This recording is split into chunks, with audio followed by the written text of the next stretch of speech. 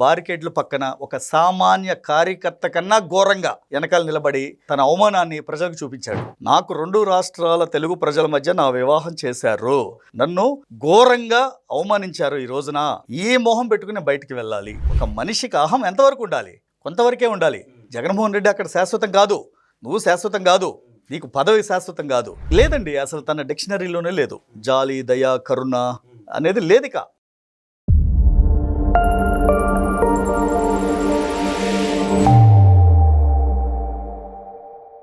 నమస్తే, welcome to think Andhra. నేను మీ మాణిక్. ప్రస్తుతం ఏపీ రాజకీయాలు శరవేగంగా మారుతున్నాయి. జగన్మోహన్ రెడ్డి గారి మాటలు, ఆయన ప్రెస్ మీట్ ఈరోజు ఒక జోక్ ఆఫ్ ద డేగా నిలిచిపోతే, ఆయన వాడుకుని వదిలేసిన వ్యక్తులు ఎంతటి పరాభవానికి లోనయ్యారో, తాజాగా వల్లభనేని వంశీ పరిస్థితి ఎంత దయనీయంగా మారింది. చివరికి ఎయిర్పోర్ట్లో సెక్యూరిటీ ఆయన్ని దగ్గరికి వెళ్లకుండా ఆపేసిన పరిస్థితి. అలాగే చాలామందిని జగన్మోహన్ రెడ్డి గారు పెద్ద పెద్ద పదవులు చేసిన వ్యక్తులు కూడా యూజ్ అండ్ త్రో చేసిన దాఖలాలు మనకు తెలిసిందే. అయితే తాజాగా గన్నవరం మాజీ ఎమ్మెల్యే గతంలో టీడీపీలో ఉన్నప్పుడు ఒక గొప్ప నాయకుడిగా చలామణి మరి పరిటాల రావు గారికి అనుచరుని చెప్పుకుంటూ ఆయన ద్వారా రాజకీయాల్లోకి వచ్చి ఈరోజు ఘోర పరాజయానికి కారణం అవడమే కాదు, జగన్మోహన్ రెడ్డి గారి చేత్కారాలకు కూడా గురైన నేపథ్యం. దీనికి సంబంధించి పూర్తి డీటెయిల్స్ మనతో అందించడానికి, అంటే అసలు ఎందుకు అతనికి అంత ఇబ్బంది తయారైంది, ఇంకా కొంతమంది నేతలను ఎవరెవరిని ఆయన యూజ్ అండ్ త్రో చేశారనే విషయాలు మనతో వివరించడానికి మనతో పాటు ఉన్నారు AP TDP commercial wing vice president, అలాగే CBN forum founder and vice president మనతో పాటు ఉన్నారు కిరణ్ కల్పాల గారు, గన్నవరం నియోజకవర్గం అయింది. ఆయనతో మరిన్ని విషయాలు డిస్కస్ చేద్దాం. కిరణ్ గారు నమస్తే. నమస్తే అండి. కిరణ్ గారు, ఈరోజు మీరు గన్నవరం ఏరియా నుంచి వచ్చినటువంటి టీడీపీ నాయకులు, మరి గన్నవరంలో మాజీ ఎమ్మెల్యేగా ఒకప్పుడు టీడీపీలో ఉన్నప్పుడు ఎంతో వెలిగినటువంటి వ్యక్తి ఈరోజు పార్టీ మారి చివరికి భవిష్యత్తు ఇచ్చినటువంటి పార్టీని కూడా అధినేతను విమర్శించి, అలాగే నందమూరి తారక రామారావు గారు పరిటాల రవి గారి శిష్యునని చెప్పుకునే వ్యక్తి పరిటాల రావు గారు ఒక దైవ సమానుడిగా ఆయన ఎంతగానో గౌరవిస్తాడు సీనియర్ ఎన్టీఆర్ గారిని. కానీ ఆయన కుమార్తెని భువనేశ్వరి మేడాన్ని కూడా దారుణంగా విమర్శించిన నేపథ్యం. కానీ ఇప్పుడు జగన్మోహన్ రెడ్డి అతన్ని వాడుకుని వదిలేశాడని చెప్పి క్లియర్ కట్గా అర్థమవుతా ఉంది. ఈరోజు అతను కలవడానికి ఎయిర్పోర్ట్కి వెళ్తే జగన్మోహన్ రెడ్డి కనీసం సరిగ్గా విషయం లేదు, సరిగ్గా మాట్లాడలేదు. చాలా ఘోర పరాభవం. అంటే బారికేట్ల దగ్గర నిల్చుని అన్నా నేను వచ్చారనే పరిస్థితి. అసలు ఈ వల్లభనేని వంశీ పరిస్థితి, అలాగే ఇంకా ఎంతమందిని అతను యూజ్ అండ్ త్రో చేశాడు, జగన్మోహన్ రెడ్డి నైజం గురించి, ఆయన బిహేవియర్ గురించి, ప్రస్తుతం వల్లభనేని వంశీ దుస్థితిని గురించి మీరేం చెప్తారు? అంటే ఇక్కడ మనం ప్రధానంగా మాట్లాడుకోవాల్సిందండి, వల్లభనేని వంశీ తెలుగుదేశం పార్టీలో ఉండగా, ఎందుకంటే ఆ రోజున పరిటాల రవి గారు శిష్యుడిగా, అంటే అనుచరుడిగా, శిష్యుడు కాదండి, అనుచరుడిగా చెప్పుకొని గన్నవరంలో తన 3 పూలు 6 కాయలుగా సాగిందండి రాజకీయం. మాత్రం ప్రజలు అలాగే సహకరించారు, ప్రభుత్వాలు సహకరించని, అధినాయకుడు అలాగే చేదోడు అదోడుగా ఉన్నారు. అయినా అలాంటి రాజకీయ భవిష్యత్తు ఇచ్చిన తెలుగుదేశం పార్టీని, అలాంటి భవిష్యత్తు ఇచ్చిన చంద్రబాబు నాయుడు గారిని, అంటే మనం ఒకటండి, మనం ఎదిగిన తర్వాత ఎంత ఎదిగినా ఒదిగి ఉండటం అనేది మనిషి లక్షణం. అది కూడా చెట్టుకి లక్షణం కూడా ఉంటుందండి. కొన్ని చెట్లు ఉంటాయి, గాలి దుమ్ముకి ఎదిగి ఉన్నా ఎదుగుతాయి, ఒదిగటం చేత కాదు. ఎగ్జాంపుల్ ములగ చెట్టు ఒక గాలివానికి పడిపోద్ది, అదే వేప చెట్టు, రావి చెట్టు, అలాంటివి ఎదిగినా ఒదిగుంటాయండి. అలా ఆ స్వభావం ఉన్నాడు, రాజకీయాల్లో ఎదుగుతాడు. ఓకే, పార్టీ మారటం తప్పులేదు, పార్టీలు మారు కాదంటలా, నీకు నచ్చలేదు నువ్వు వెళ్ళు, అంతేగాని వెళ్ళిన తర్వాత గత పార్టీని, గత నాయకుల భార్యల్ని ఇష్టం వచ్చినట్టు మాట్లాడితే కర్మ సిద్ధాంతం అనేది వదిలిపెట్టదండి. ఓకే, ఎందుకంటే ఇందాక మీరు అన్నారు జగన్మోహన్ రెడ్డి పార్టీలో, అంటే జగన్ మెప్పు కోసం అనరాని మాటలని ఇష్టం వచ్చినట్టు మాట్లాడి, మీరు ఈ రోజున వల్లభనేని వంశీ దగ్గర నుండి మొదలు పెడితే అలా లిస్ట్ చాలా ఉందండి. ఒకళ్ళు కాదు, వల్లభనేని వంశీ, గడ్డ అనిల్ కావచ్చు, వల్లభనేని వంశీ ఇప్పుడు బారికేట్ల పక్కన, అంటే ఎక్కడో ఉంటే, అంటే ఇప్పుడు జగన్ ఏమి ప్రతిపక్ష నేత కాదు, జగన్ కోసం ఎయిర్పోర్ట్ లో వేల మంది లక్షల మంది ఏమి రారు.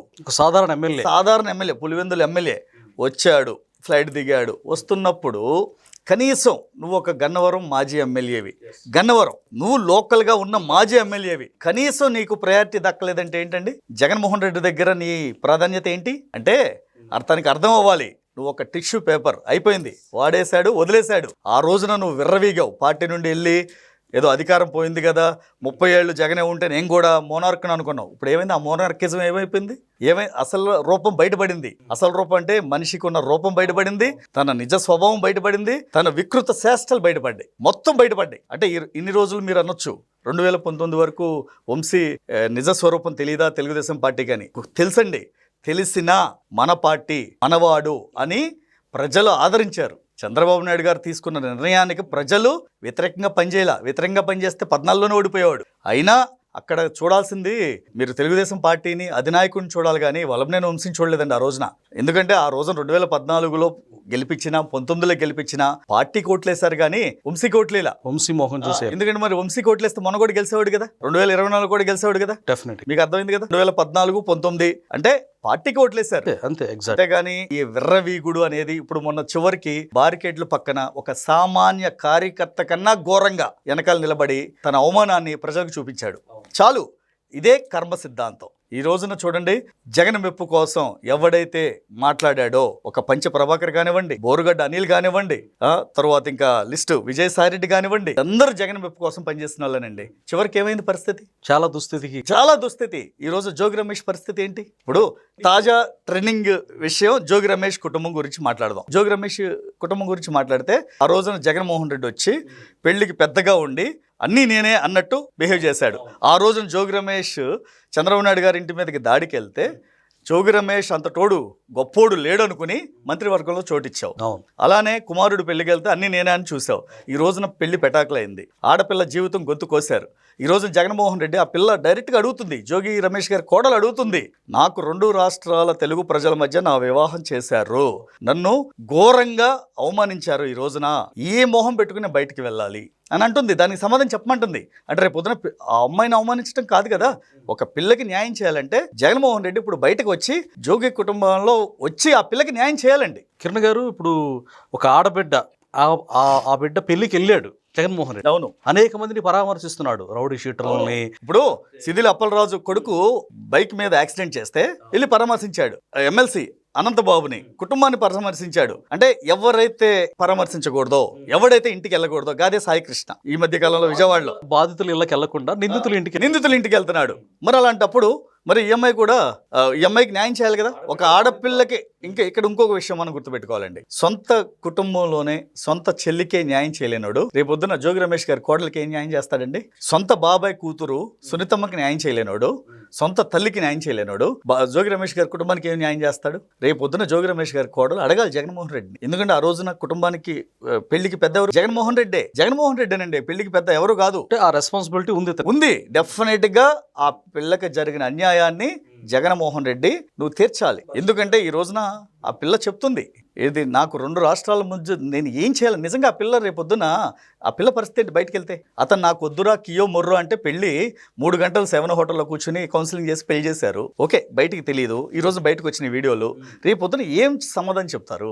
ఆ పిల్లకి న్యాయం ఎలా చేస్తారు? సరిగ్గా సంవత్సరం కూడా కాపురం చేయని పిల్ల రేపొద్దున పిల్ల పరిస్థితి ఏంటి బయటకు వెళ్తే? నిజంగా ఏ ఆడబిడ్డకి ఆ దుస్థితి రాకూడదు. ఎందుకంటే రేపొద్దున అంటే జగన్మోహన్ రెడ్డిని పిలవని పేరెంటానికి వెళ్తాడా, పిలిస్తేనే వెళ్తాడనే కాదు, ఇలాంటి వాటికి పిలవపోయినా వెళ్ళాలి, వెళ్ళి న్యాయం చేయాలి. ఇప్పుడు రేపు అదే జోగి రమేష్ నువ్వు ఇంటి మీద చంద్రబాబు నాయుడు గారి ఇంటి మీద దాడి చేస్తే ఆహో ఓహో అని ఆ రోజున మంత్రివర్గంలో చోటిచ్చావు, అన్నీ చేసినోడివి, మరి ఆ పిల్లకి న్యాయం చేయి. ఇప్పుడు బోరుగడ్డ అనిల్ పరిస్థితుంది. ప్రభుత్వం ఉండగా జగన్మోహన్ రెడ్డి దేవుడు రాముడు అన్నాడు. ఏమైంది? చివరికి ఇంటి ముందు పడిగాపులు కాసి అసలు కనీసం అపాయింట్మెంట్ కూడా దొరక సజ్జలా ఆపేస్తే ఇంటి ముందు కూర్చుని బోరు నేర్చాడు. ఫుట్పాత్ మీద కూర్చొని నేర్చాడు.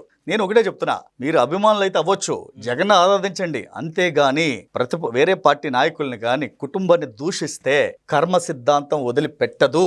ఆ రోజున బోరుగడ్డ అనిల్ ఒక చంద్రబాబు నాయుడు గారి గురించి కానీ, లేదంటే ఒక లోకేష్ గారి గురించి, ఒక పవన్ కళ్యాణ్ గురించి ఏం మాట్లాడాడండి? అంత అహమా? అంటే నీకు జగన్మోహన్ రెడ్డి ఉంటే నీ అహం ఎంతవరకు ఉండాలి? ఒక మనిషికి అహం ఎంతవరకు ఉండాలి? కొంతవరకే ఉండాలి. జగన్మోహన్ రెడ్డి అక్కడ శాశ్వతం కాదు, నువ్వు శాశ్వతం కాదు, నీకు పదవి శాశ్వతం కాదు.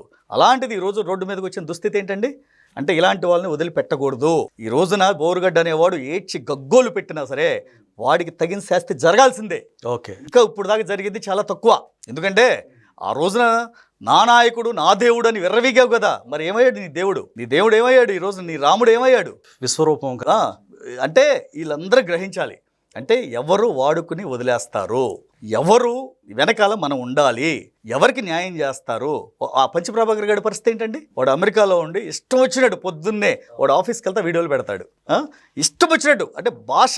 ఎందుకంటే పంచప్రభాకర్ని అతనే ఇబ్బంది పెట్టలేదు జగన్. ఇబ్బంది పెట్టలేదంటే తీసాడు, మొన్న లిస్టులో ఇచ్చేసాడు కదండి. వీళ్ళు ఒక 5 లిస్ట్ ఇచ్చాడు.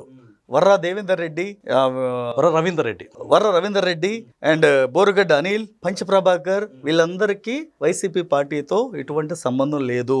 వీళ్ళు అఫీషియల్ గా ఇచ్చారు. వైసీపీ పార్టీ ప్రెస్ మీట్ లో వాళ్ళు లెటర్ రిలీజ్ చేశారు. ఏంటి అంటే ఈ ఎదవలు అంటే ఎదవలు ఎందుకు అంటున్నారంటే వాళ్ళే ఒకప్పుడు వాళ్ళ జగన్ కోసం మాట్లాడిన వాళ్ళు ఈ రోజున వీళ్ళు మాట్లాడితే మీరు కన్సిడర్ చేయొద్దు, ప్రెస్ మీట్లో తీసుకోవద్దని డైరెక్ట్గా మీడియాకి బహిరంగ లేఖ ఇచ్చారు. కిరణ్ గారు, మీరు ఇందాక ప్రస్తావించారు ఆయన సొంత చెల్లెలు షర్మిల గారు. ఆయన విధానం మొత్తం తెలిసి, అంటే ఆయన జైల్లో ఉన్నప్పుడు జగన్మోహన్ రెడ్డి పార్టీ బాధ్యతను భుజాల మీద వేసుకుని ఎండనక వాననక తన కోసం పనిచేసింది. ఆవిడనే మెడబెట్టి బయటికి గంటేసినప్పుడు అర్థమైపోయింది సమాజానికి ఒక పాఠం, అంటే ఒక అనౌన్స్ చేసింది ఆవిడ. ఏమనంటే, మా అన్న విషనాగు మామూలు వ్యక్తి కాదు, అంటే పాము తన గుడ్లని తన పిల్లలను తనే తిన్నట్టుగా మరి మా అన్నయ్య నైజం ఇలాంటిదని సొంత చెల్లెలే చెప్పినప్పుడు కొంతమంది ఇంకా జగన్మోహన్ రెడ్డిని అభిమానించడం మనం ఏ విధంగా అర్థం చేసుకోవాలంటారు? దాన్ని నేను పిచ్చి అభిమానం అంటానండి. ఎందుకంటే అసలు వాట్ ఈజ్ జగన్మోహన్ రెడ్డి అని సొంత చెల్లి తల్లి చెప్పినప్పుడు ఇంకా మీరు మరొక బొరుగడ్డలాగా, మరొక పంచప్రభాకర్ లాగా, మరొక వల్లభనేని వంశీలాగా, మరొక విజయసాయి రెడ్డి లాగా అవుతానంటే వాళ్ళ కర్మ అండి. ఇక్కడ మనం చూడాల్సింది ఏంటంటే, మనం అంటే కనికిరం జగన్మోహన్ రెడ్డికి ఉండవు అంటారా? లేదండి, అసలు తన డిక్షనరీలోనే లేదు.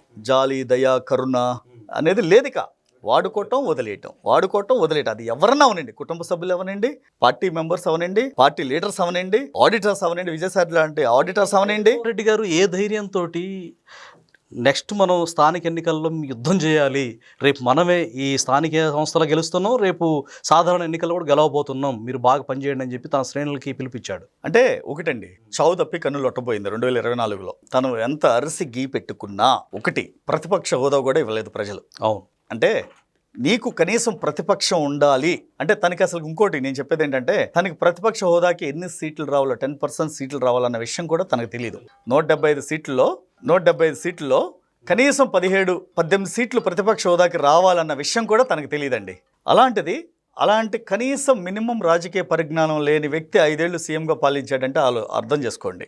ఓకే, ఈ రోజున మళ్ళీ పదే రేపొద్దున 29లో మేమే వస్తాం అంటే అది ఒక కపట నాటకం, అది ఒక జోక్. ఎందుకంటే ఇది ఇప్పుడు 2026 జోక్, రేపొద్దున 29 కూడా జోక్. అది అంతే అంటారు. ఎందుకంటే ప్రజలు తనని ఏ విధంగా తనని 2019 నుండి 24 మధ్యలో తను ఏ విధంగా ఒక మంచి సీఎంగా ప్రూవ్ అయ్యాడండి? దేంట్లోనూ అవల. ప్రజలు యాక్సెప్ట్ చేసే పరిస్థితి లేదంట. ఉద్యోగులు అయ్యాడా? అవల. లాగ్ కొడితే మళ్ళీ 11 సీట్లు కూర్చున్నాడు. మహిళలు అయ్యాడా? అవల. ఎందుకు? మహిళలు భర్తలు తాగే మందు, తాలిబొట్లు తెగిన పాపం జగన్మోహన్ రెడ్డిది. నెక్స్ట్, అమరావతిలో రైతుల మీద నందిగం సురేష్ బాపట్ల ఎంపీ మహిళల నాయకురాల మీద కారు ఎక్కిస్తే ఆ పాపం ఊరికే తగులుద్దండి. 10 సంవత్సరాలు కర్మ ఈజ్ రిటర్న్స్ అంటారు. డెఫినెట్గా కర్మ, అది ఎవరు మార్చలేరండి. తను నమ్ముడో తను, ఎందుకంటే హిందుత్వాన్ని తను నమ్ముతాడో లేదో నాకైతే తెలియదు, కానీ తను ఒక కపట నాటకాలు వేసే మాయల ఫకీర్. ఎందుకంటే ఇక్కడేమో వీళ్ళ దగ్గరేమో క్రైస్తవ ఓట్ల కోసం నేను క్రిస్టియన్ అంటాడు, హిందువుల దగ్గరేమో ఇది అంటాడు, రాజమండ్రిలో మీకు దానిపై పుష్కర స్నానం చేస్తేనేమో మెడలో సిలువ ఉంటుంది. ఎవరు నమ్ముతారండి? హిందూ కాదు, అటు క్రిస్టియన్ కాదు.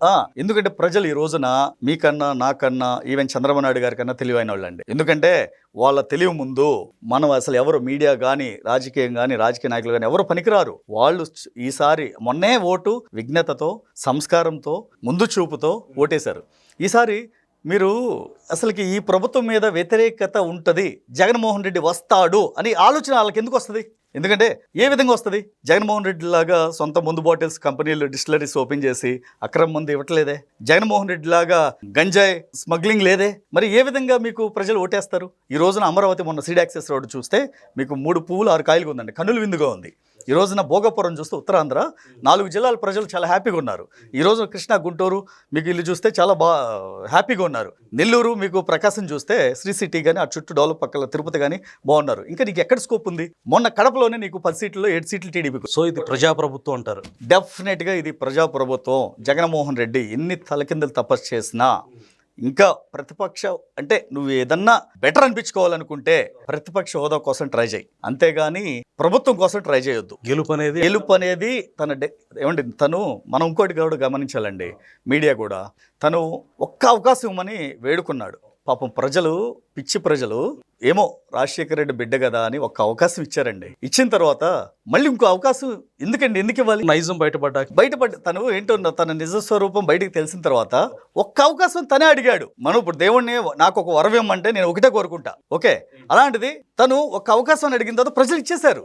ఇంకా రెండో అవకాశం ఎందుకు ఇస్తారు? ఆల్రెడీ నువ్వు ఒక్క అవకాశం తీసుకుని మళ్ళీ మరోసారి ఇలాంటి వాడే రావాలి అనుకుంటే ఇస్తారు. అలాంటిది మొన్న ఇవ్వలేదు కదా, అయిపోయింది. అంటే తన ఎక్స్పైరీ డేట్ మొన్న 2024తోనే అయిపోయింది.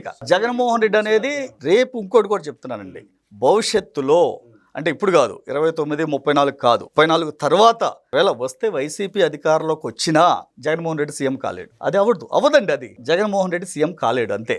అదే ఆ విషయం తనకి కూడా తెలుసు. అంటే ఇప్పుడు మనం జగన్మోహన్ రెడ్డి గురించి తన గురించి ఆంతరంగికులు మాట్లాడిన మాటలు ప్రజలు చూసి, ఎందుకంటే ఇప్పుడు ఈ జగన్మోహన్ రెడ్డి కాదండి, వాళ్ళ తండ్రి దగ్గర పనిచేసిన ఐఏఎస్ ఆఫీసర్లు బీపీ ఆచార్య గారు కానివ్వండి, ఐఏఎస్ రాజగోపాల్ కానివ్వండి, లేదంటే పిన్న వయసులో ఐఏఎస్ అయిన శ్రీలక్ష్మి గారు కానివ్వండి, వీళ్ళందరూ పరిస్థితి ఏంటండి? చంద్రబాబు నాయుడు గారి దగ్గర పనిచేసిన ఐఏఎస్లు ఎక్కడున్నారు?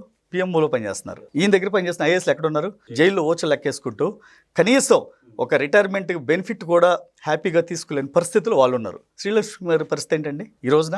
ఇంకొకటి ఉంది ఆవిడ మీద, విజయవాడలో చాలా ఘనంగా స్టార్ట్ చేశాను అంబేద్కర్ విగ్రహం, హైదరాబాద్తో పోటీగా అని పెట్టాడు. ఇక్కడేమో 175 కోట్లు బడ్జెట్ అయితే అదే విగ్రహం విజయవాడలో 400 కోట్లు. ఎందుకు డిఫరెన్స్ అండి? విజయవాడకి హైదరాబాద్కి ఎంత దూరం ఉందండి? మధ్యలో ఒక సముద్రం ఉందా? మెటీరియల్ని ఒక షిప్లో తీసుకెళ్లి విజయవాడలో పెట్టాలా? మరి ఆ రోజున ఆ విగ్రహానికి కూడా స్పెషల్ ఆఫీసర్గా పనిచేసింది శ్రీలక్ష్మి. దోపిడీ. వీళ్ళు జగన్మోహన్ రెడ్డి ఎక్కడున్నా దోచుకోవటం, దాచుకోవటం లేదండి. ప్రజలు ఈసారి వాళ్ళ విశ్వాసతని కాదు కదా, ఎవరిని నమ్మే పరిస్థితులు లేరు. గన్నవరంలో అయితే వంశీకి ఆల్రెడీ ఎక్స్పైరీ అయిపోయింది. ఇక చివరికి బార్కేడ్స్ వెనకాల నిలబడే అర్హత కూడా లేకుండా చేశారు ప్రజలు. అది వాళ్ళ దుస్థితి. థ్యాంక్ యూ కిరణ్ గారు.